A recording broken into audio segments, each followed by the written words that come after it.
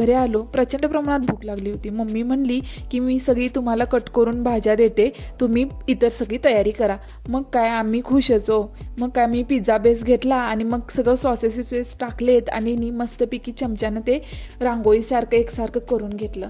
मग काय श्री आमचा चीज लवर हो. मग काय सगळं चीज पिझ्झाच करायचा होता. मग चीज टाकून त्यावर भाज्या टाकून घेतल्या, पनीर टाकलं आणि पुन्हा एकदा चीज टाक असं मला श्रीनं सांगितलं. मग पुन्हा एकदा चीज टाकलं, कारण चीज लवर असल्यामुळे चीज इम्पॉर्टंट आहे. अशा प्रकारे पिझ्झाला मी छानपैकी डेकोरेशन करून घेतलेलं आहे आणि तुम्ही बघतच आहात किती सुंदर माझा पिझ्झा दिसत आहे.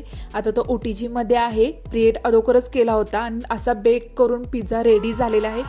शपथ कधी खाईन असं झाले आणि मी ऑलरेडी फूडी असल्यामुळे मीच पहिला खाणार. शपथ तोंडाला आत्ताच पाणी सुटलं आहे. कधी पिझ्झा खाईन असं मला झालेलं आहे आणि मला पण खायची इच्छा झाली असेल ना.